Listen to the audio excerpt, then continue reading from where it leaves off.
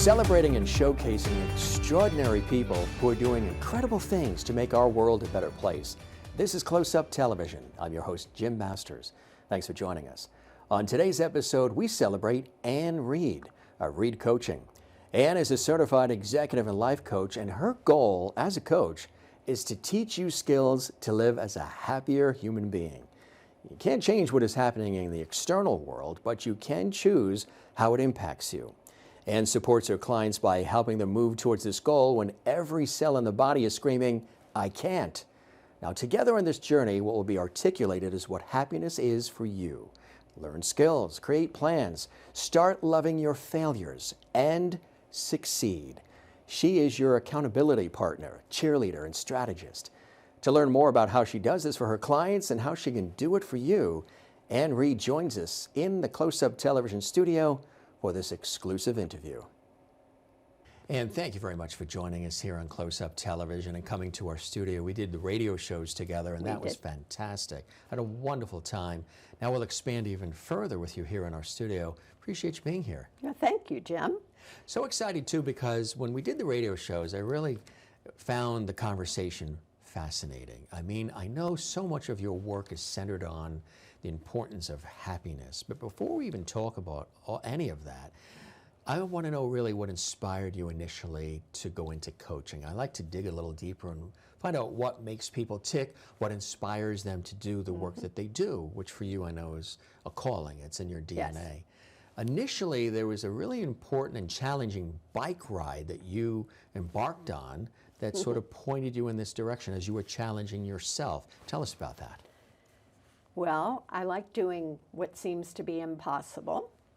So one day I found myself signing up with the Leukemia and Lymphoma Society to do a century bike ride. That's 100 miles, Jim. And I'm a cyclist, and that's really good. And when I signed up, I had never gone more than 12 miles in one day. Even so this was a big stretch. But this was, yeah. And the training program was phenomenal, and I really got to see up close and personal about taking a very large goal, a large impossible goal, and breaking it down into small steps and just attending to it and practicing every day. But kind of one of the seminal moments that to me really describes coaching was one of our leaders. We came to this hill. And I'm really good except on the hills. They're not my favorite part. I like coming down, but going up, I mean, the coming down's the reward, right? Yes. But going up is not always fun. And Bob came up next to me, and he could tell I was getting ready to get off and walk, which is another way to get up the hill, but not what we were supposed to be doing. And he came over and said, I will help you. And he said, do not get off. Stay on track, stay on your goal, you can do this. And he very gently put his hand on my back and pedaled beside me. He said, you do have to keep pedaling. I can't do this for you. I can't pedal for you, right, exactly. And he just, that tiny bit of support with his hand on my back, just kind of keeping me move forward. I don't even know if he was pushing me at that point. But it was just knowing that somebody was there and had my back, literally and figuratively. Right. And I got up to the top of the hill, and I swear I was a changed person. It was, I mean, to me, it's just so graphic about what somebody believing in you, being at your side, and just that teeny bit of support can do. You said a changed person. Who were you prior to that? And then what was that aha moment and that incredible change that happened for you? Because I know, the viewers, the audience, loves to hear when an expert talks about their own personal story, as you're expressing now. So you had this seminal moment that changed your life in such a beautiful and profound way, tied into this bike ride. What was it about that experience that changed things for you, and who were you prior and who were you after that? I think prior, I've always been moving towards that moment, But it was the first time that there was something so concrete, so quantifiable and measurable that I started here and ended up here, and really convinced me that anything I truly want to do and believe in and commit to and get the appropriate support and training, which is important, I can do. I mean, it was all part of my thoughts, my brains, which, as you know, is a big part of my foundation. Yes. But it's that you really can achieve the impossible when you get the tools around you. Had you not thought of that before? Were you not believing in yourself? Were you doubting yourself first, and that reinforcement sort of created a spark within you, or it reignited a flame for you? It's probably reigniting, Yeah. and was proof positive. Proof positive, yeah. I mean, I've always gone after goals or done things, but this one was just so clear cut. And again, as tying in the coaching piece, I mean, there's a training program, there are tools. Right. There are things you have to do every day without somebody standing there beside you and Right. making you accountable. Right. But then doing the rides and knowing that people genuinely wanted you to succeed and knowing that they had helped other people. This was Bob's 10th year of doing this training. I knew he had gotten people who were in less good condition and less experience and probably less committed than me to be able to bike 100 miles in one day. So that kind of gave me some confidence.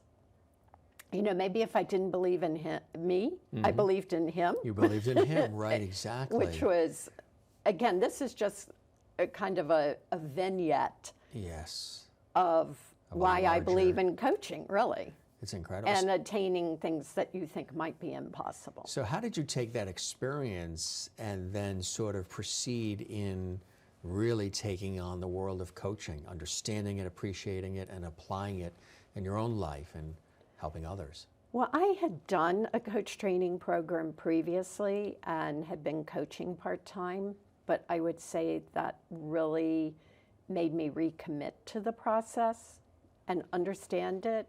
And as you know, in your line of work, so much of coaching is really sharing your stories. Right. I mean, people want the stories. Right. And then they can live in them, and it gives them hope. And so that piece kind of clicked for me. And then eventually, I've now done a couple of other training programs. I'm curious, I'm always learning.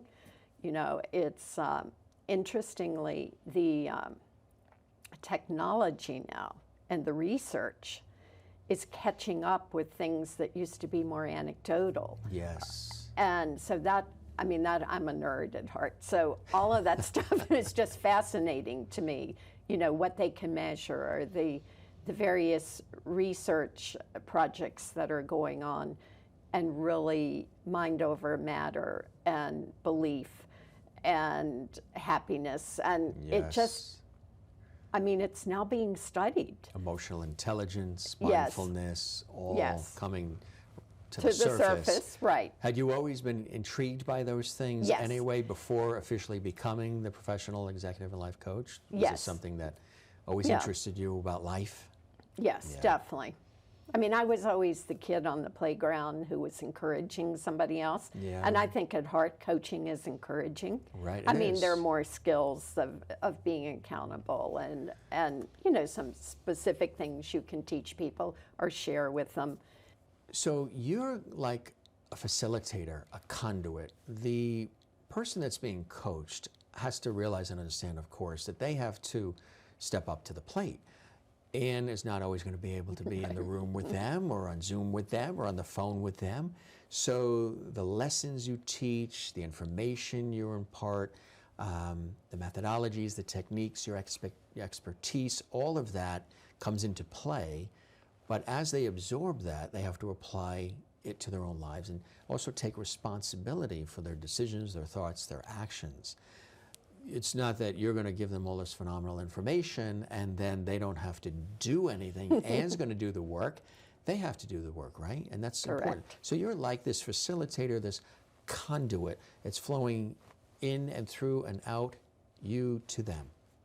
Yes, I have some techniques, some skills. I'm an accountability partner. I can be supportive. But you know what, Jim? I can't want it more for somebody than they want it for themselves. Yes, right. And I mean, if someone is not going to be active and proactive in their own life and just remain passive, I can't help them. They're not ready for coaching yet. Right. They may be at some point or Right. on a different topic than what their presenting issue was. But it ends up being a waste of time on both of our parts I know if that they're not part of the process. they have to be in that place, in that space too. Yes. Because I know one of the greatest investments you could ever make is in yourself. Yes. It truly is. So putting that one foot in front of the other. And one thing too at the outset, which I've mentioned oftentimes, is that when you're the kid in the class that raises the hand because you have a question for the teacher, or in this case, if you're seeking out an expert like yourself, it's not a sign of weakness. It's not a sign No. of vulnerability, which sometimes people misconstrue. It's a sign of strength. You are actually becoming stronger by just making the investment in wanting to invest in yourself, right? Correct. And that's important. If you want to be better or at something, or you have a goal, like cycling 100 miles in a day, and you know you're not capable of doing it by yourself, people generally will come to coaching when they have a pain point or they're dissatisfied with a certain Yes. area in their life. Right. But frankly, it has to reach a certain level before somebody's willing to pick up the phone or reach Yes, out. I mean, right. that's true across the board. Yeah. So people don't want help until something is bad enough, Some of whether them- it's a toothache or Right. a And coaching then they issue. will, but there is like a maintenance situation too. I mean, to have coaches get coached. Yes. Which might be surprising to some people too, but coaches get coached because, Yes. I mean, some of the most successful people on the planet have coaches, and they've also failed. And I know that it's very important when you're working with your clients for them to not get stuck in failure, but to look at it as a teachable moment, to learn Yes. from it and to embrace it. Yes. Because if you really research some of the most successful people on the planet, they have failed miserably probably multiple times. Look at Elon Musk. Yeah. I mean, there are a lot of very well-known people learn who from have it. publicly and spectacularly failed or crashed to earth, if we're Right. going to be literal on this one. And it didn't stop them. And it doesn't stop them. I mean, I love failure. I mean, I don't always love it when I'm the one failing. Let me be totally honest, but I've learned to embrace it. And I also look at it as that's when you learn. That's right. If you look at failure as collecting data, Right.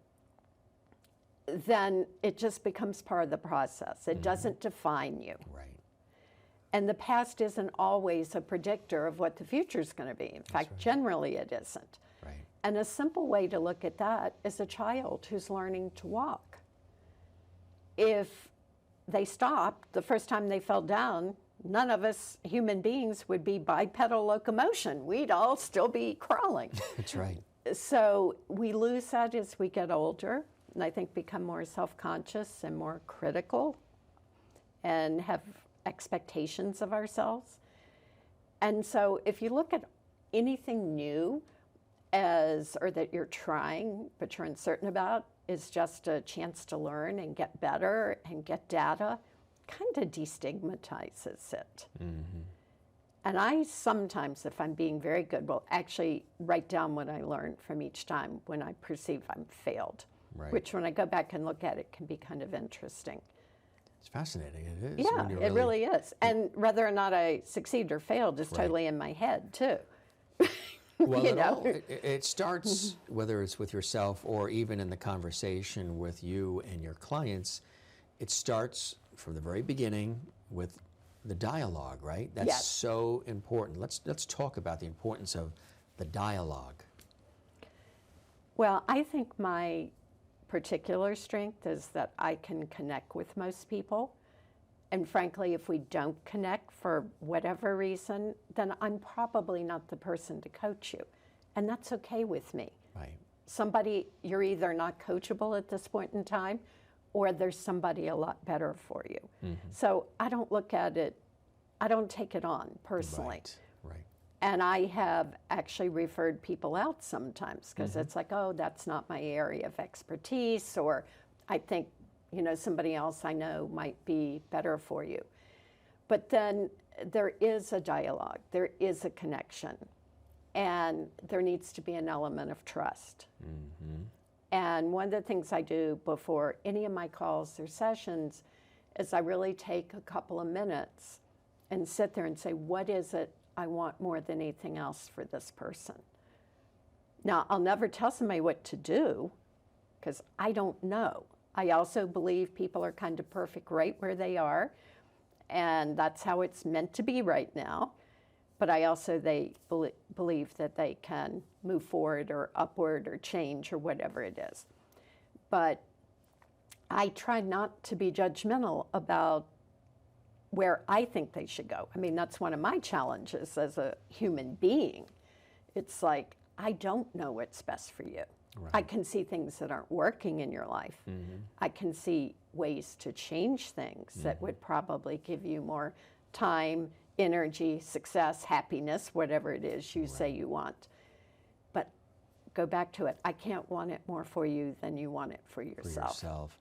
I like what you said, and I think it's so essential. I think in all aspects of life, and the fact that it's paramount for you is the trust. Yes. The trust has to be established immediately between you and the client and you. Correct. And when the trust is established and it's there and it's authentic and it's the real deal, the client then more than not, I'm sure, feels the trust, they feel a safe zone, they feel some comfort, as you did with Bob with the cycle. Right, I was going to say, describing Bob perfectly. They feel that coming. They might not even be asking for it because they don't know how to ask for it or are afraid to ask for it, but they know they want that in a subtle way. And they then feel comfortable enough, because the trust is there, to emote, open up, and probably share things with you that they don't even share with their closest loved ones, family, friends, colleagues. And it's out of that initial trust that the safe zone and the comfort comes, right? Yes. And the belief, and again, I'll go back to Bob again. This man had trained a ton of people to succeed at riding 100 miles in one day. So there was part of me that just said, okay, I can put that on him. Right. You know, I trust that he can do that. Yeah. So, and that he can get me there. Right. So I wasn't carrying, literally almost, but I wasn't carrying the whole burden by myself.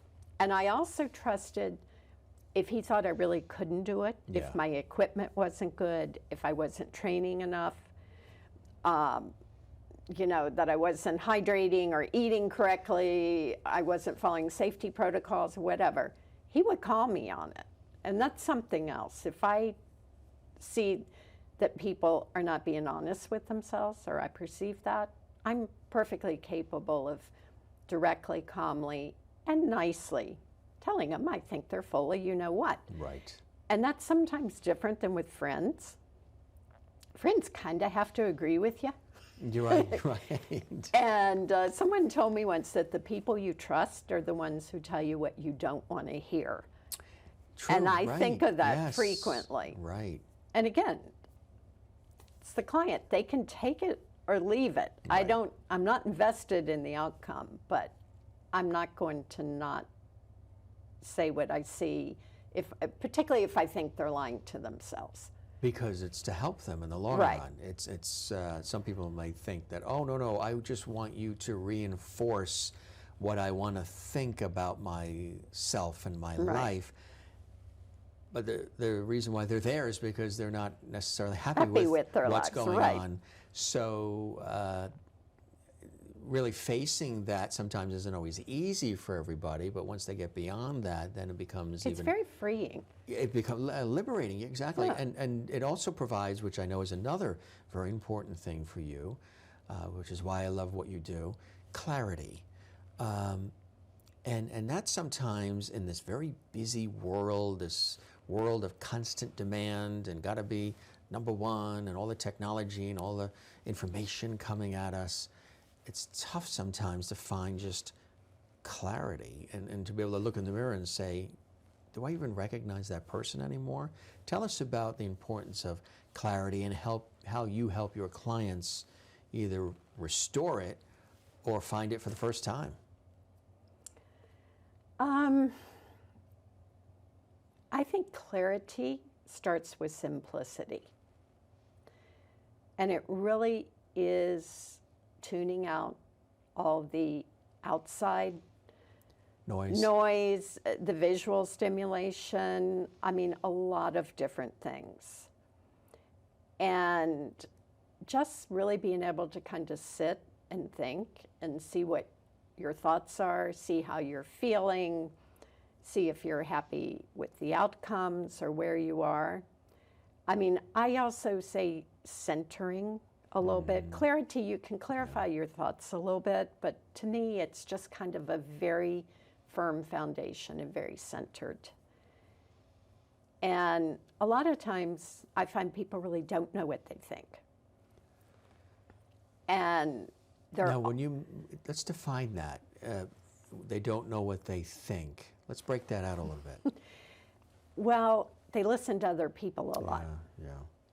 And, or if they're kids, they look at Instagram or something with 14-year-olds with perfect figures that look like 25-year-old porn stars or something, and use that as their standard. And it's like, what do you think internally without all the external world? Let's strip the external world and pretend it doesn't exist.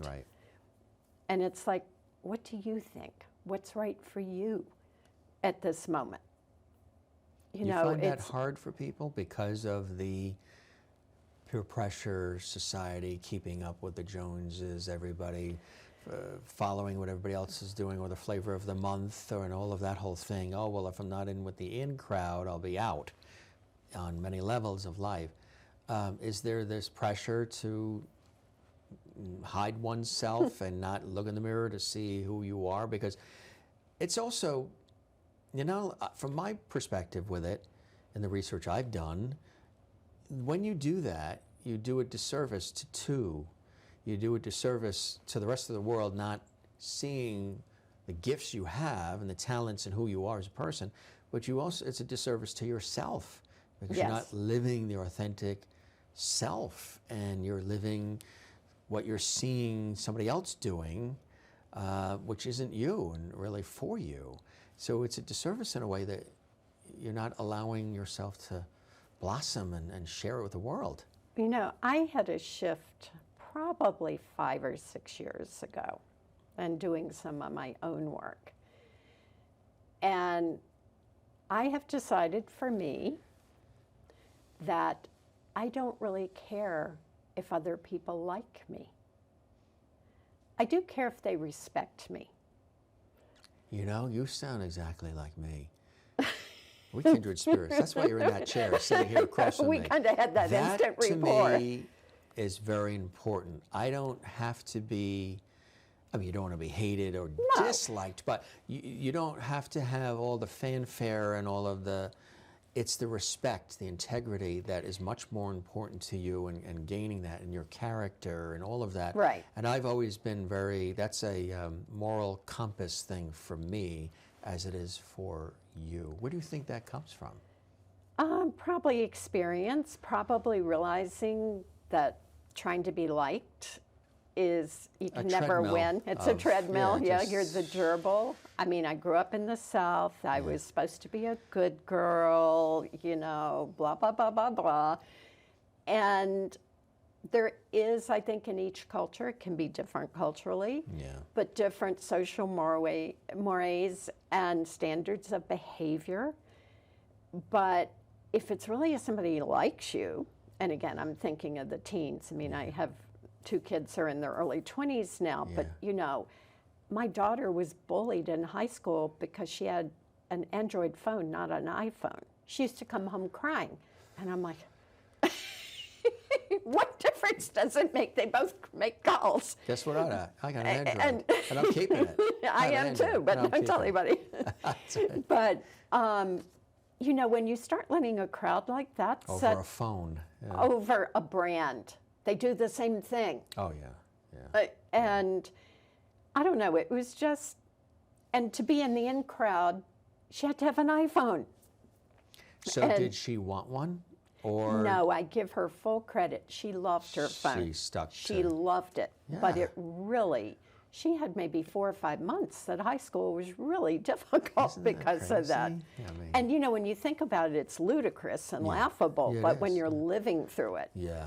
Oh, it's yeah. not. Right. But I don't need other people to make me happy. Or their approval. Right. Again, I pride myself on being professional. I pride myself on doing as good job as possible. I pride myself on treating other people with compassion, humanely, and Kindness. respect and kindness. Empathy. Yeah. If somebody said, "Oh, you were horrible the other day. You were a nasty human being," that would hurt me. That I would be like, "My gosh, what did I do?" And I would go back and look at my behavior. I'd be running to my coach really quickly. Right. But it's like, "Oh, I don't like you. You didn't want to talk about what I want to talk about or something." I don't care.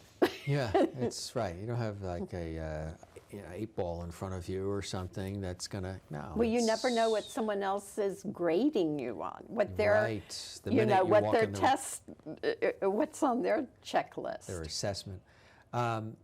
There's a science behind all of this, a science behind why we need coaching. Tell us about that.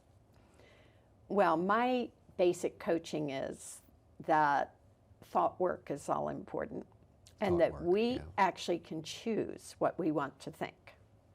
It's a choice. And our brains, we really are just a mammal, and our primitive brains are trying to keep us safe, they're trying to conserve energy, and they're seeking pleasure. They're very basic, that sympathetic nervous system. It's how we survived as a species. It's not a bad thing. Right.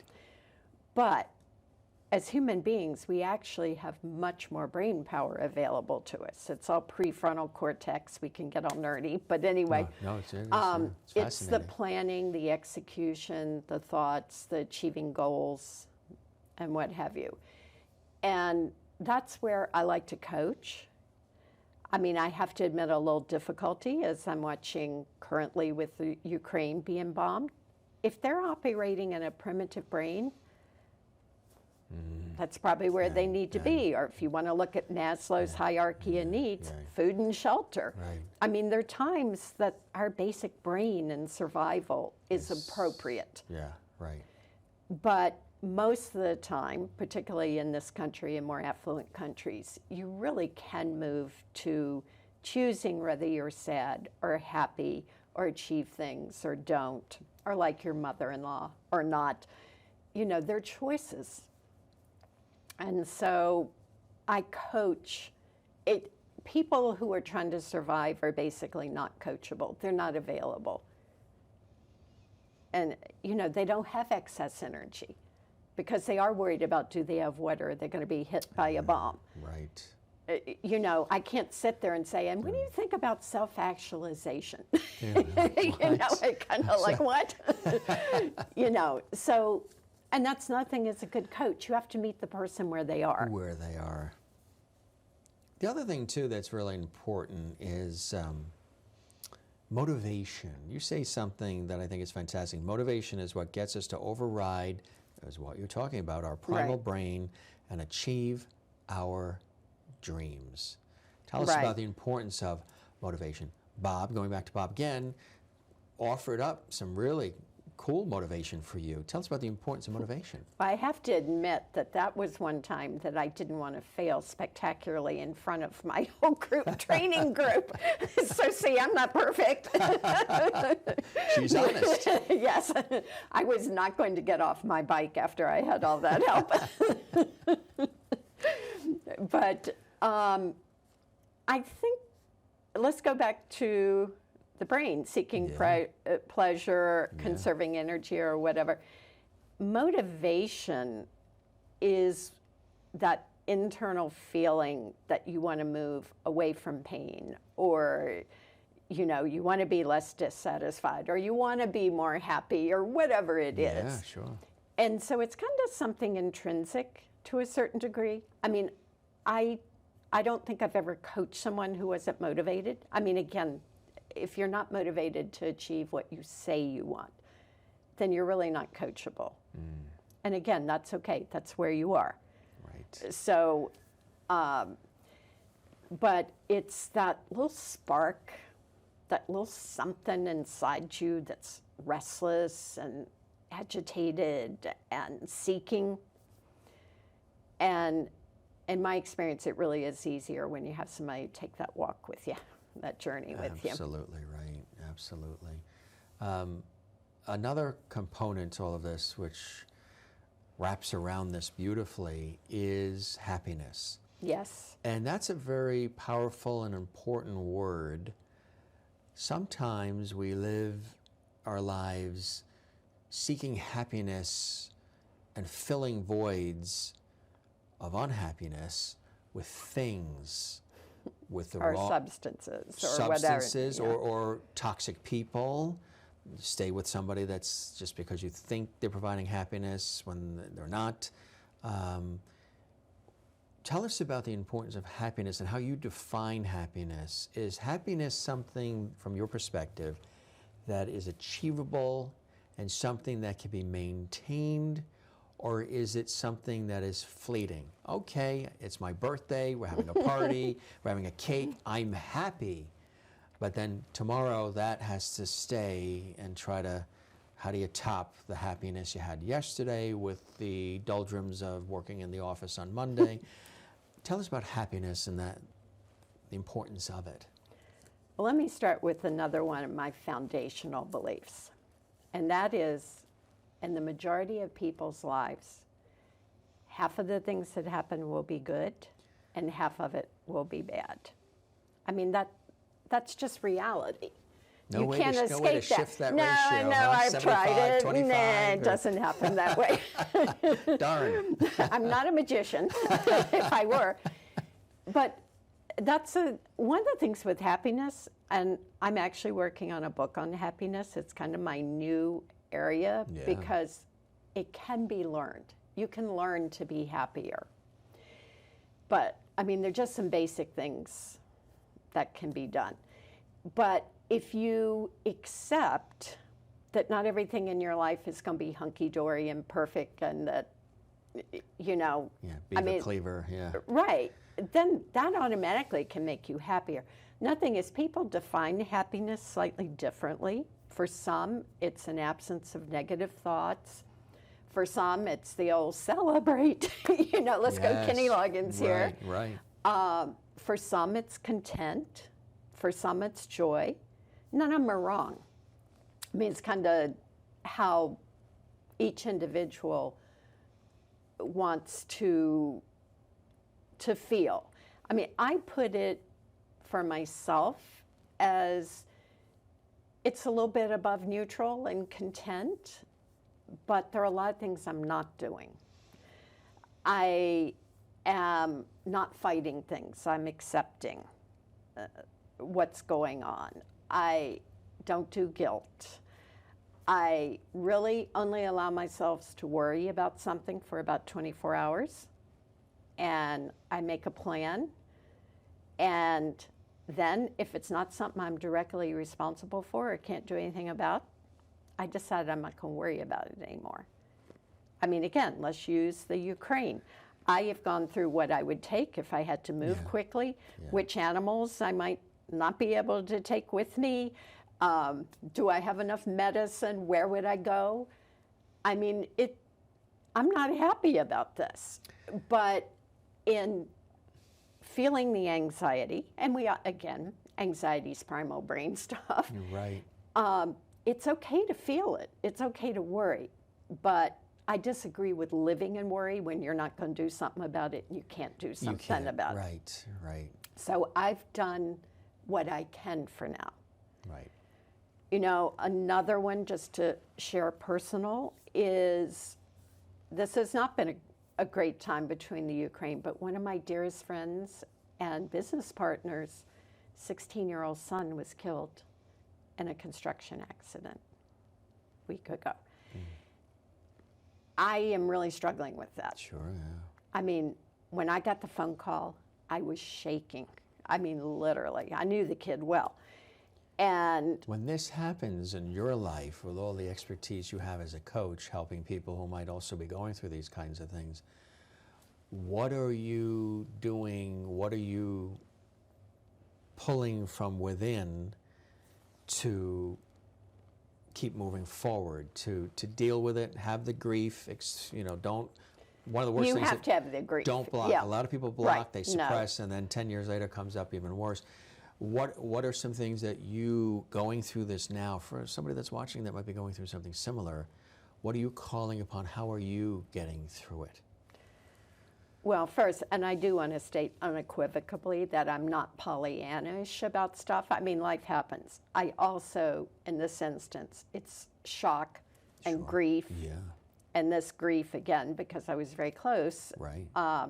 is going to be with me for a while. Yeah, And it's not like, oh, it's not bothering me. right, just brush it off, right. But I kind of bring it out in small pieces. I think very much about the parents who are dear friends of mine, and I'll send them a text.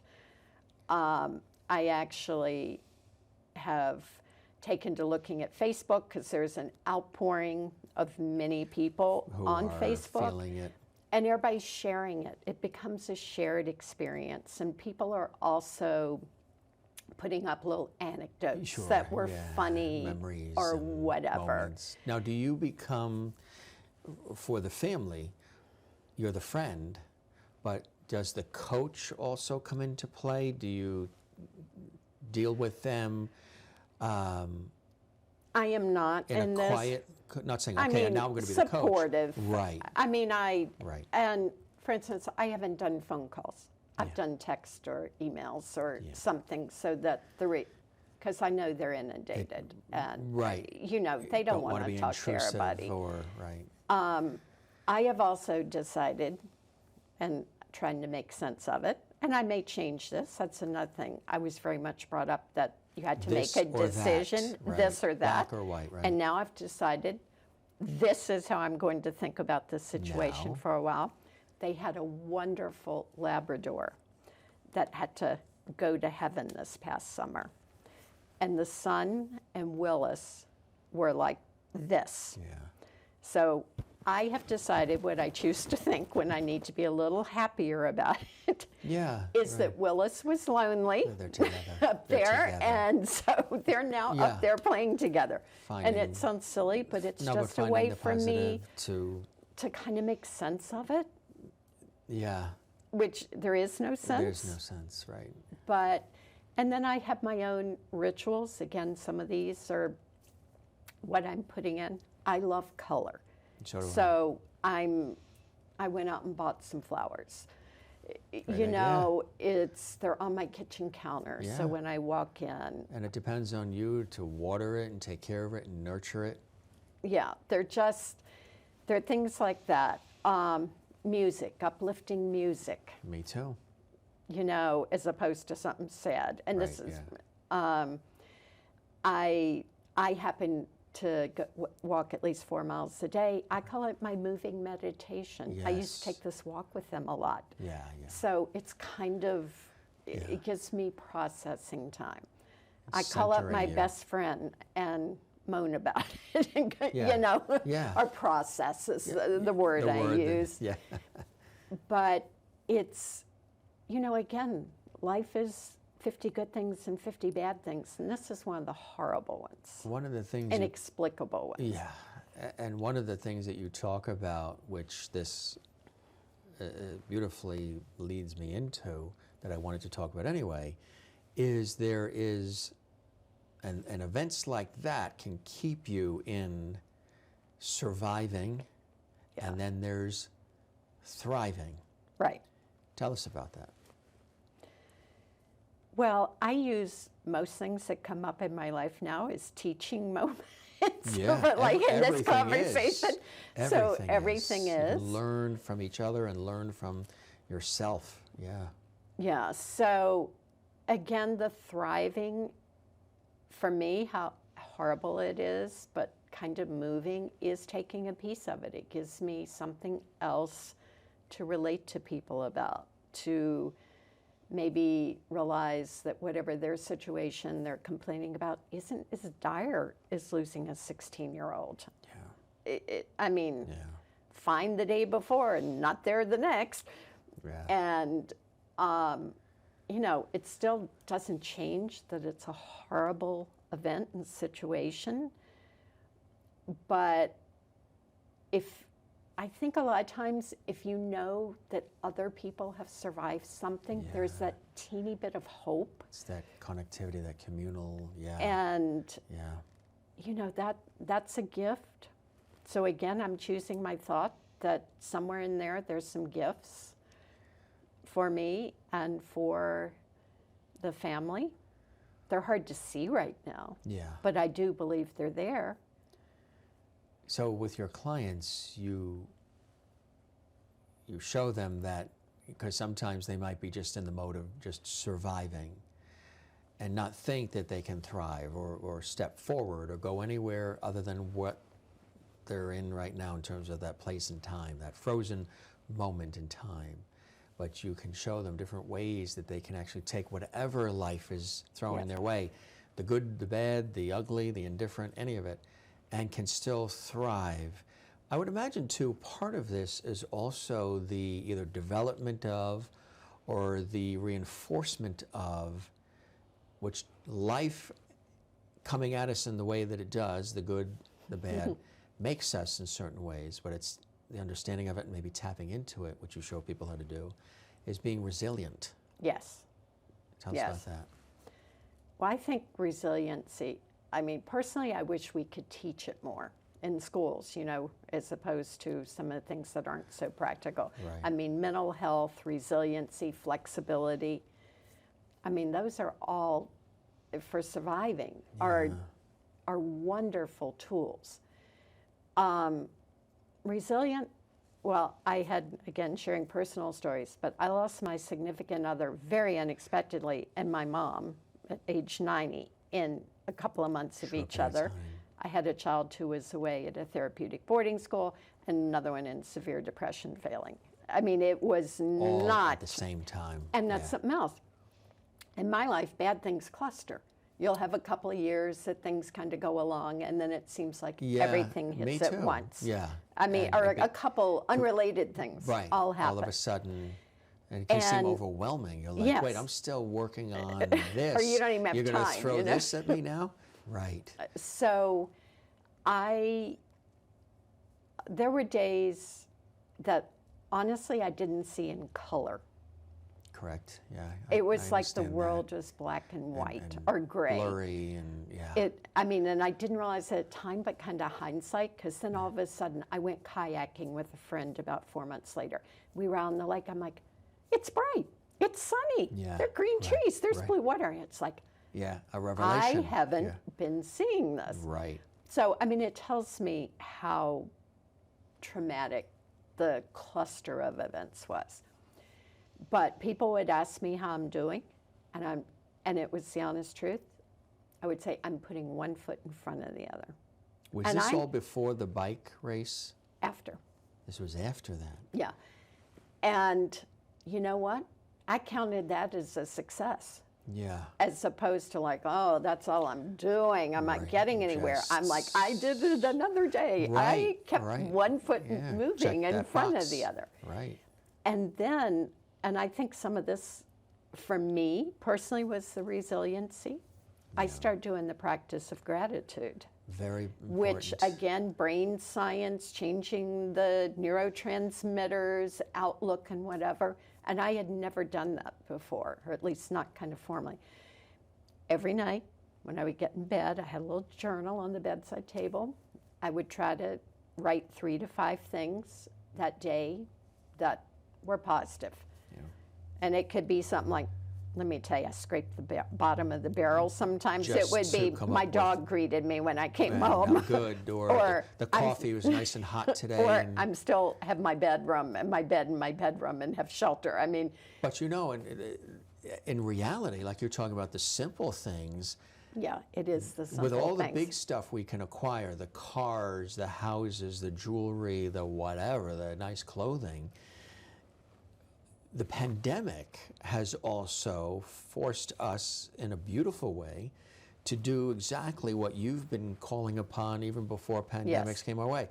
You got a nice hot cup of coffee in front of you.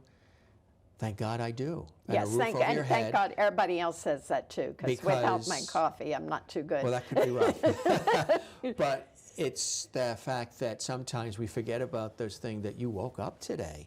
You have I wrote that down. I was going to say my morning one sometime. Right. It was that I woke up. That's I mean, there was first. probably 2 months that I put down. I woke up and that my brain's still working Still because I knew I working. had to do that. The So let me body's tell you, working. this was not easy, but it's really interesting. As soon as I would have a positive thought or gratitude to write it down, Right. my day was better Yeah. already. It wasn't Yeah. perfect. Right. And your response to people and attitude towards people probably was different as well. Yes. Because it wasn't something they're hung up on. A lot of times, you know, people are irritable or angry or bullying or whatever, because underneath all of that, there's things going on that they're just not happy about. When they look in the mirror, they're not happy at all. So they take it out on society and other people, the person, you know, at the supermarket checkout counter or whatever it is, which has nothing to do with that poor person Yeah, who's they're like standing there serving going, them "What?" and helping them, and they take it out on them. Being grateful and expressing gratitude and really understanding it is very important. Yes. It's an essential in life. I mean, it's sort of two of the core things are acceptance, the good old AA thing, and Yeah. accepting the things I cannot change, Change, right? and being grateful for what you have, whatever it is. And if you kind of, to me, I always look at a building like you get a really strong foundation Yeah. and then you have really good structure and you have a roof. You can do anything you want on the inside. But to me, as far as happiness, those two things are very foundational, the gratitude and the acceptance. Do you find one or two of those is hard for people to, I would imagine sometimes acceptance is hard for people to accept because they might be, it might be stiff upper lip, or, you know, there might be a situation where they are, everything's perfect, or they're resistant to it. Yeah, So they resistant. won't accept because in their mind they've trained themselves to say nothing's wrong. Or they avoid it. Resistance, and it can be one of my fatal flaws. That's an area I've had to work on. But resistance is nothing but an energy drain. Yeah, right. I mean, if you want to put it into physics, the good old resistors, the whatever else. Right. And it really drains energy. So if you want to stay stuck there, stay stuck. But Yeah. it doesn't lead you to being happy however you define it. And scientifically, too, there's so much about happiness. I mean, one of the almost existential questions that they've now answered is, does happiness or success come first? Yes, right, right. Are you happy, and does that lead to the success because of the happiness, or are you successful because you're happy? Are you happy because you're successful? Do you want to take a guess? I would say that you might be happy because you're successful, but what helped you become successful is the fact that you are happy. You got an A+. Thank you very much. Boom. They're really finding that people that are happy are more motivated, they're more productive, Yeah. they have a lot better relationships, interpersonal relationships. They're much more likely to achieve some level of success. For for those factors and other. So there was a study of almost 1 million people that has come out recently, and this was the question that they ask. And the data very definitely is showing that happiness comes first. I mean, it plays a huge part in success. And not that, I agree with you, not that you're not happy when you've been successful or you have achieved whatever you wanted.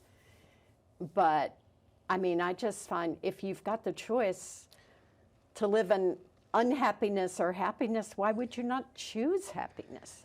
Because it also leads to better mental health, Yes, physical health. Right, exactly. Coping skills. Exactly. Resiliency is a huge one when you're happy. Benefits, payoff to it all. Yes. So that's important, right? Yes. What's the difference between happiness and joyfulness? Now, I had always thought that happiness, is happiness, but then a deep level is joyful. It's like joyful is something that when you're joyful, it sort of continues. It's there. You're just joyful about life. So happy can be not fleeting, but happy can be, I'm happy, because people always say, I've got to be happy. But so happy is almost like a precursor to being joyful. Tell us about any of that. Any differences, similarities, the blending, if there's any? Well, I go back to people define happiness differently. For me, it's interesting hearing you. For me, I think happiness is more contentment and an absence of negative thoughts, dissatisfaction. And joyful? Joy for me is maybe, for me, is a level up from happiness. For me, joyful is more exuberant. That's when I'm more likely to dance around or be loud or do something like that. So. Would you like to demonstrate that No, now? thank you. Only if you turn on Kenny Loggins and we can do Celebrate. That to me is pure joy. Yeah. Or a fan at a football game with their arms up when their team won. When their team won. We said life's 50-50, right? Yes, it is. Yes, it is. The other thing, too, you mentioned earlier on, which is very important, and we can circle back to it all, is the accountability. Yes. And that's something that you stress, that you are like an accountability partner, agent. That's very important. Tell us about that. Well, a lot of this comes out even from some of my executive training and skills, what have you. We seem to always do better when we have to fess up to someone else that we haven't done what we said we were going to do. You can kind of play games with yourself, like, oh yeah, I really wasn't going to get that paper done tonight. Right. I said I would, but I wouldn't. But if you had to call me up, or you had a session with me on Monday morning, and I said, oh, Jim, did you get your paper done over the weekend? And you had to say, I left it in my locker. It's that kind of having to be honest. Yes. So, and it works really well. Which is really, really important. What is a session like for somebody that's watching us right now, and they're fascinated by this conversation, which I think is fantastic. What is an initial first-time session with Ann Reid like? Do you do some sort of an assessment? Take us through that initial moment when they are working with you for the very first time. Well, first, I always do a 20-minute, which frankly is always a little bit longer, but kind of getting to know you. And, sometimes, and I'll say at the end of it something about, well, do you want to book a session? And I almost always know, because I don't want to work with them either. Right, it has to be a mutual but there has to be some kind of connection. And so that I always do, that's gratis. I think that's well worth everybody's time, mine, theirs. I explain a little bit about what I do. I do ask on private clients that at the beginning they commit to 90 days. Yeah. Because you can't change habits. I mean, if we want to get all nerdy again, some say it's 66 days, some say it's 90 or whatever.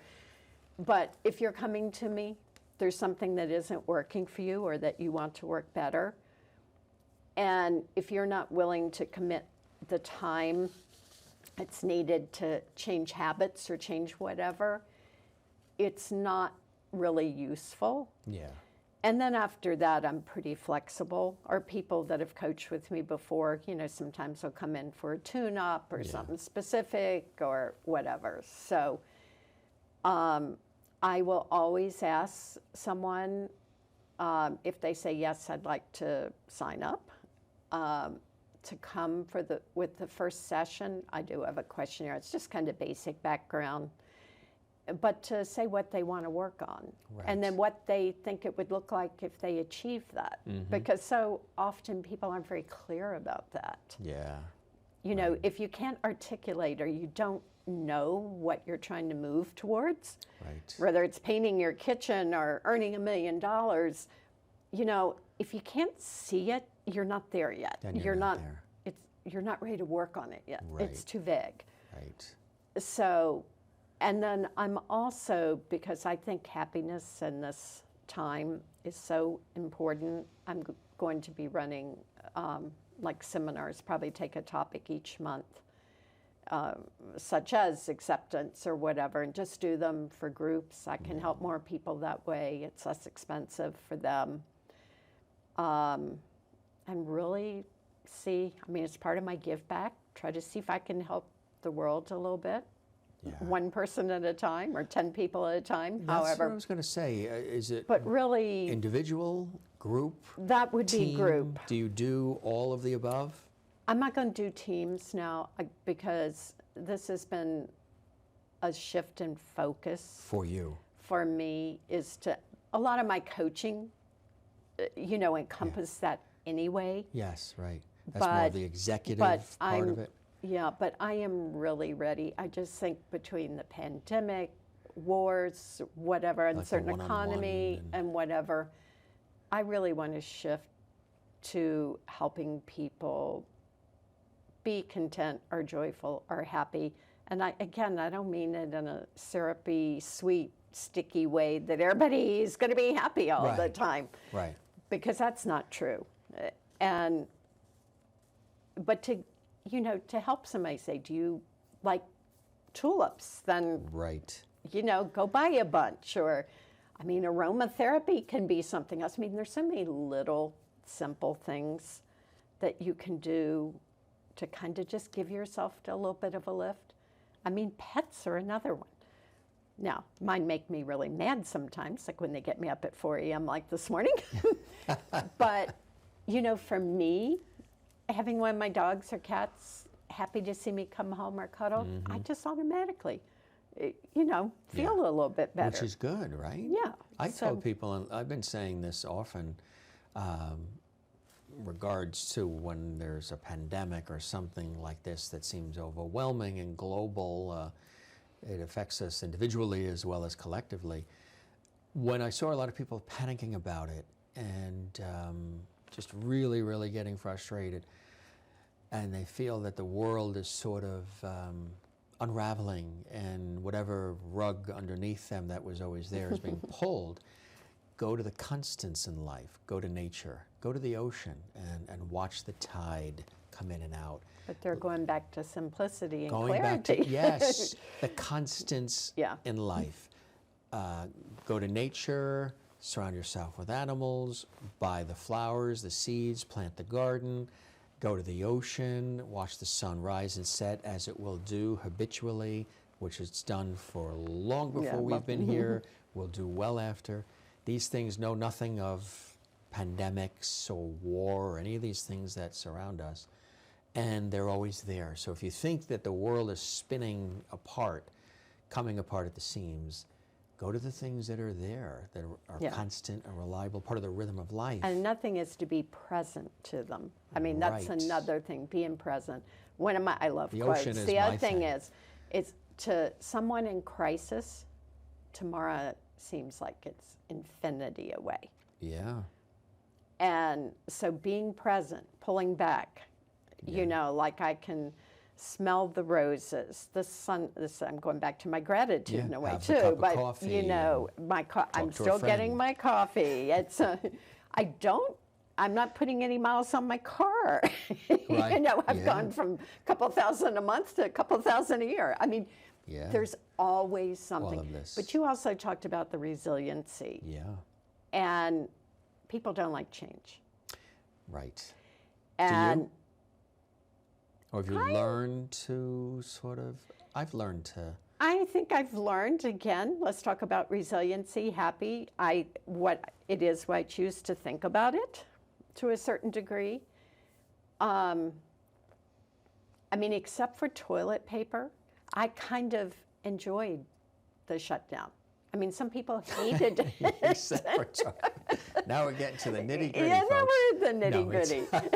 That's the where my simple things, anxiety came it out. comes The to simple basic things. in life. Isn't Coffee. it funny? With all that went on, that it came down to The toilet paper, I to know. And I would laugh. You go in the store and they're just like, I will say they're panic buying totally. of paper. And it's like, who decided it first? Yeah. Because if somebody hadn't Yeah, who's the one decided, that said there's going to be a shortage of that? We're going to be locked in for 30 years in our houses, and we know. won't even find a fig leaf. I mean, that's what they did back then, right? I know. I mean, you make Humans do. survived without toilet paper. But but now, it is, Your, it's your the Wi-Fi goes out, you know, the town is in an uproar. Well, we It's won't like- talk about that this week. I've had that When twice. she comes back for part 2, we'll talk about that. Yeah, but it is. And I also laugh at myself a lot. I So mean, do I find myself kind of I mean, I mean, laugh at amusing. me, I not mean, you. the absurdity sometimes. It's of, funny I to mean, I laugh. never thought about going to buy toilet paper in bulk before, and then I'm standing there with all the other people. The whole cart has that and No, 1 we gallon. could only take one. that's remember? right, it was rationed. Yes, it was, It was rationed. Now that's a whole. I love psychology. Well, that's and a just to see scarcity. the psychology. There was marketing and psychology wrapped up in that, which there's a lot of marketing is psychologically based Yes. to get people to react and buy and jump on things. But just to see the psychological. One of the things I would say to, maybe I can throw this in. I'm just thinking about it now. Sometimes we set for ourselves and for the way we hope, not demand, but sort of hope the world will be, and how we treat each other and how we react, is we set the bar high with expectation. Yes. I've learned for myself, personally as well, that I've had to lower the expectation bar because the reaction or the response doesn't always meet what I had hoped it would be. So I've had to say, you know what, maybe if I have it lower and then that phenomenal reaction happens, I'll be shocked, surprised, and it'll be exciting and terrific. But if the expectation is set that, because I think that we all will react this way and, you know, everybody will be kind and empathetic and friendly and comforting to one another, because maybe I'm that way, because I'm that way, how would they not want to respond that Right. way? I've had to lower. And that's another thing that comes into, which can play into happiness, is expectation that you create for yourself and what you hope the rest of the world will at least halfway meet. Well, you're kind of, I think, wrapping two of my concepts in. One is perfectionism.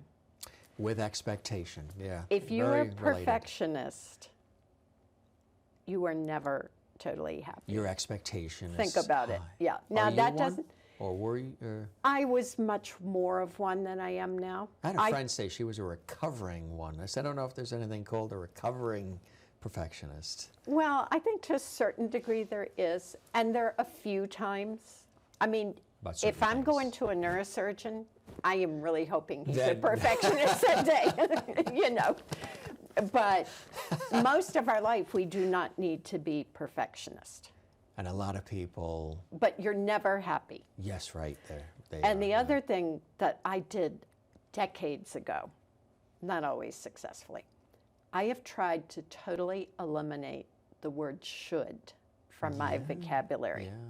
Because as soon as there's a should, there is a judgment. Yes, that's true. And that's why I think, and the judgment, if it's about me and my behavior, I'm really setting myself up. Yeah. You know, because then there's a bar and did I mean it, I didn't mean it, or whatever else.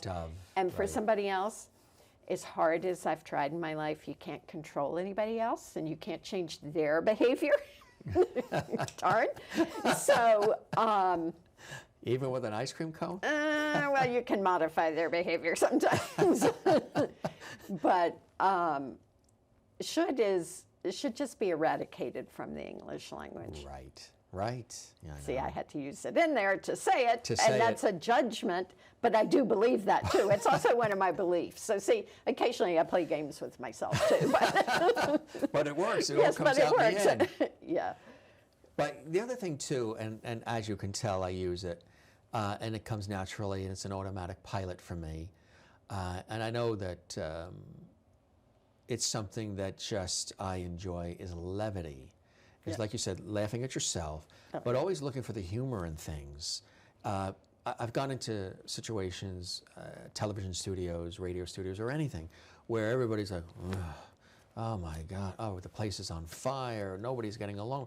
And then I'll walk in and all of a sudden they'll be like, oh my God, Jim's here. He's not going to demand anything. He's going to comfort us. He's going to pull up his sleeves and help us through. He's going to make us laugh.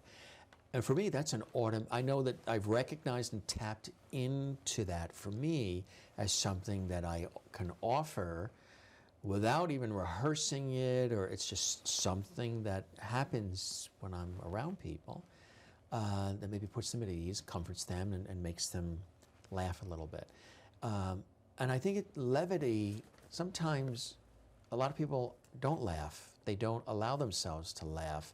They don't look for the levity in things because that's such an icebreaker, and it's an equalizer, and it's so important to have some levity in the situation as well, because the opposite of it is not so hot.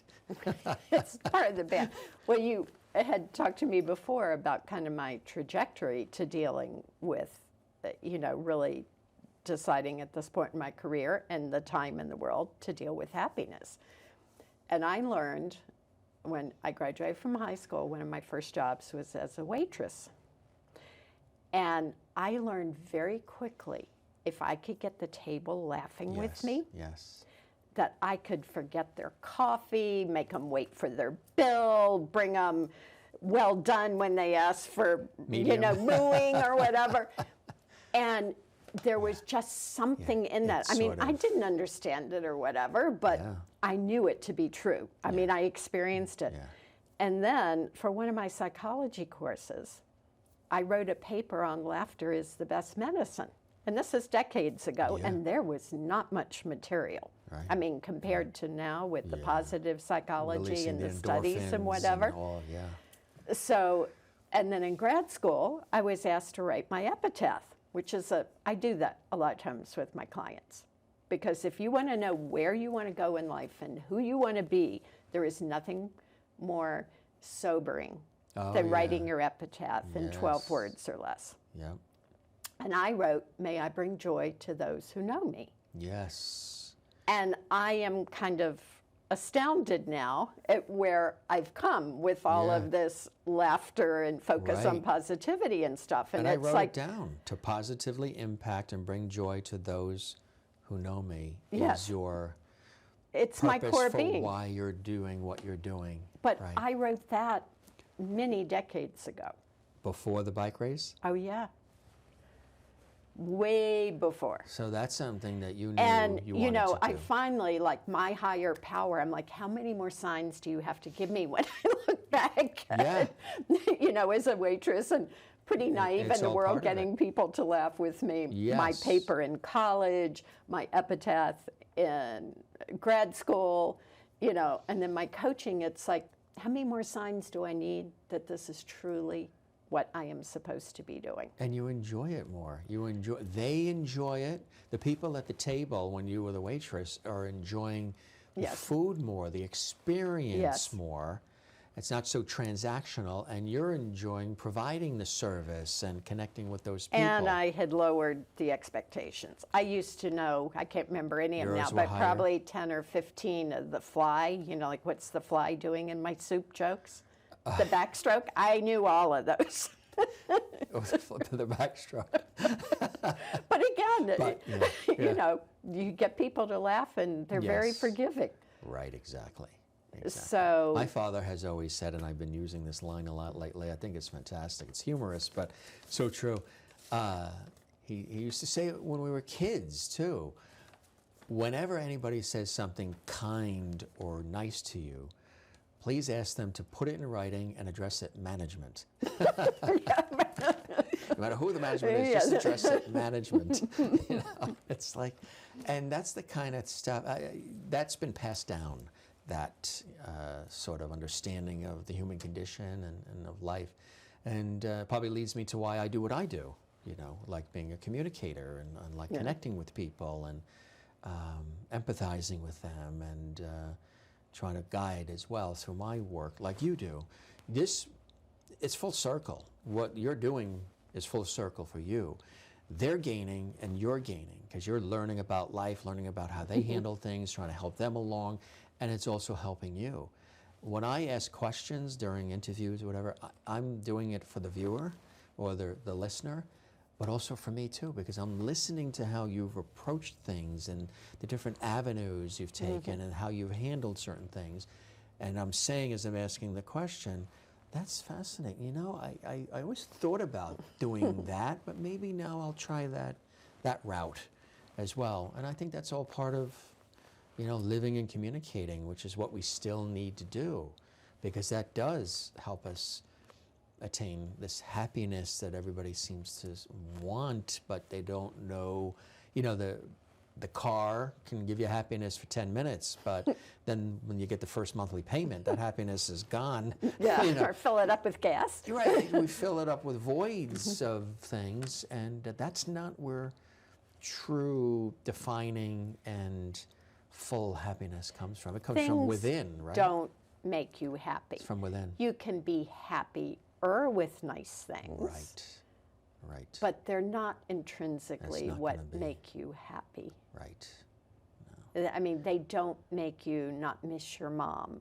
Sure. Or anything. make it okay dealing with- that a 16-year-old got killed in a freak accident. I mean, Or you've been told you have cancer, or you got a flat tire on the highway at 4 a.m, or. Exactly. But again, if you go buy something, you get a dopamine hit, which elevates your mood, which is why people love the addiction to go There's shopping and the addictions. addiction. Right. It's also numbing the symptom, but not treating The problem. actual Yeah. cause. Well, you know what I can tell you right off the bat has made me happy? You being here today and this thanks, Jim. conversation. I Are you know. happy? I love talking This was to you. terrific. It was just. Well, I love exchanging ideas and Yes. being challenged and Right. explaining things and Right. hearing you view happiness differently than me. Right. It's all right. It's all I mean, right. it's how we define it. They're Right. just words that we're putting on feelings. Exactly. So, but yes, I That's have why I say enjoyed these it. are conversations. I know we say interviews, but I call these really conversations because I think when you have conversations, they're richer, they're deeper, they go in any direction. Yes. You No had idea. no idea what I was going to ask you. No, I did not. You just let it flow because you know what you do. You're an expert at this, but you also opened up and revealed elements of who you are as a person. And I think that's what makes it a richer experience. It's really fantastic. I encourage folks to make contact with you. I think they'll benefit greatly. And this was really a pleasure. This was really fantastic. And I know it won't be the last time we chat, I'm sure. But what would be maybe one final thought for somebody that is watching who is really taken back by this conversation and maybe moved by it? We hope they are. And still on the fence about putting that one foot in front of the other to invest in themselves to get the kind of coaching that you offer. What would you say? And somebody that maybe is really struggling right now, there are a lot of people that are, what would you say to that person right now? Are you ready to put the work in to learn some very simple, basic skills that can make you a happier, more satisfied, functional human being? And that may take a moment for them to really let that sink in and come up with the answer. And maybe the time's not right now, and that's okay. Right. Right. You know, but don't live dissatisfied or in pain about things that you can change. There Right. is help, there is hope, there are things you can do. And one of the best is to contact this lady right here, Ann Reid. Thanks for coming to the studio, and this was Thank you, Jim. really a pleasure. I appreciate all the time. It was a fascinating conversation, and wish you nothing but continued happiness and blessings and joy in your life, and hope you can come back to visit us again soon. Thank you. It was a pleasure. As you can see, Ann Reid is very skilled and very passionate about her work. Now, if you'd like to learn more, visit this website, reidcoaching.com. For Close-Up Television and Radio, I'm Jim Masters. Thanks for joining us. We'll see you again next time.